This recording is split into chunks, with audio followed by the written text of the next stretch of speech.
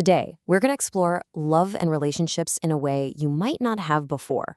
We're going to look at them not just as these powerful feelings that wash over us, but as systems of choice, of awareness, and ultimately of responsibility.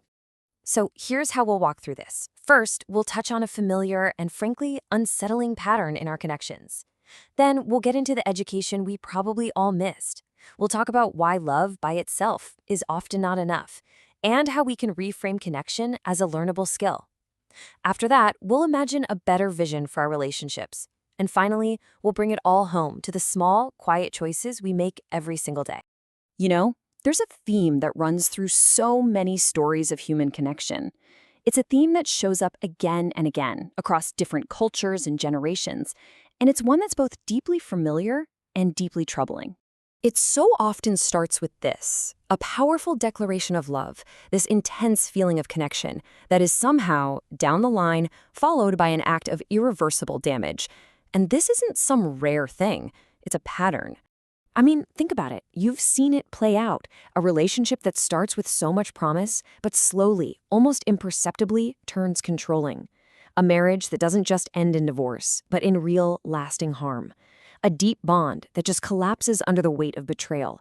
And here's the key. The specific details are always different, but the underlying pattern, that doesn't change. Something fundamental is breaking down, and the question really isn't if it's happening, but why. Well, the answer might just lie in this huge gap in our development, a kind of mismatch between what modern life prepares us for and what it actually asks of our hearts. Look at what we're trained for. From a young age, we're taught to compete, to earn, to lead, to achieve. We have years and years of training for performance. But where's the curriculum for our inner lives? We're almost never taught how to handle jealousy without becoming possessive, or how to navigate the pain of rejection without letting it turn into resentment. Who teaches us how to communicate our boundaries clearly, or how to manage power dynamics in a relationship without it tipping into abuse? And this really leads to a pretty stark conclusion. Our emotional literacy, our ability to understand and manage these complex feelings, just hasn't kept up with our professional and technological growth. In a very real sense, we became advanced, but we didn't necessarily become evolved.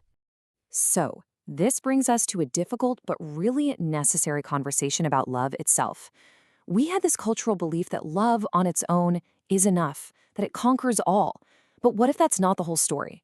What if love is just the entry point, but not the entire structure that holds a relationship together? Let's break that down. When you have love, but you don't have a genuine respect for the other person's autonomy, their separateness, that love can curdle into control.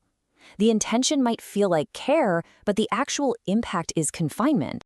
It's the same thing with honesty. When love is there, but honesty is missing, it becomes deception. Trust starts to break down, and the entire foundation of the connection gets shaky.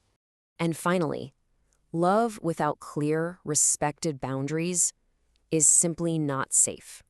It actually becomes a pathway to harm because there are no guardrails, nothing to protect the dignity and the well-being of each person. You see? Love needs these other principles to be healthy. It can't do the job alone. The real breaking point in a relationship, it's often not the big, loud fight. It's something much quieter.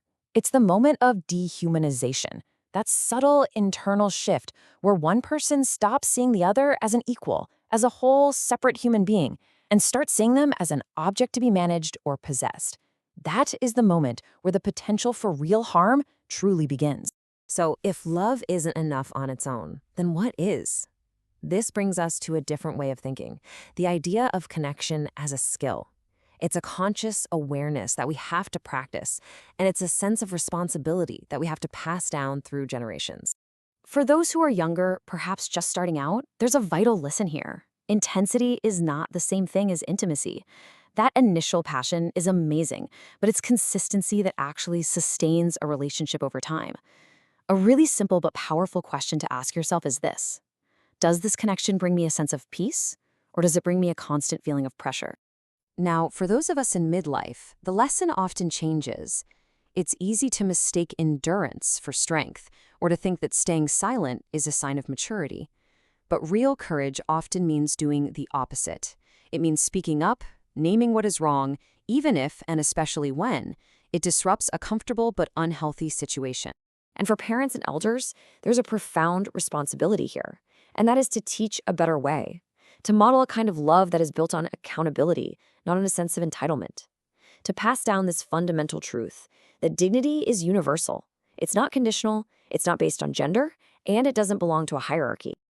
All of this brings us back to one core concept: emotional literacy. This isn't some vague feeling that you either have or you don't. It is a practiced capability. Just like learning an instrument or a new language, it's something that can be learned, it can be refined, and it can be strengthened over time. So, what does this skill set actually look like in the real world? Well, it includes four key things. First, having an awareness of your own emotional triggers. Second, having a deep and abiding respect for another person's autonomy. Third, being able to communicate without trying to coerce them. And fourth, having the skill to set boundaries without using them as a weapon or a form of punishment. Now, when we start to build our relationships on this foundation of emotional literacy, a much healthier vision starts to emerge. And it begins by kind of rewiring some of our most basic assumptions. For example, we often think the opposite of violence is the law. But what if the true opposite is awareness, the ability to see and prevent harm before it even happens? We think the opposite of betrayal must be punishment, but maybe, just maybe, it's empathy, the capacity to truly understand the pain we've caused. And we think the opposite of silence is just making noise, but the real opposite is speaking the truth with genuine care. The point here is that rules react to harm after the fact. Awareness prevents it from happening in the first place. This better vision really rests on three principles. They're demanding, but they're simple. First is clarity, really knowing who we are and what we truly need from a connection. Second is care, consistently making the effort to recognize the other person as fully human, with their own inner world. And third is courage, having the strength to choose their dignity over our own desire for possession or control. And this all brings us to our final thought. The goal here isn't to achieve some kind of perfect, idealized relationship from a movie. It's about shifting our focus away from grand, dramatic gestures and onto the small, consistent actions that happen every single day. Because in the end, love isn't a fairy tale story or a formula that you can solve. It's a daily choice. It's the choice to protect, the choice to respect, and the choice to uplift the life that is right there beside ours. It's a quiet, continuous practice. And so, we'll leave you with a final reflective question.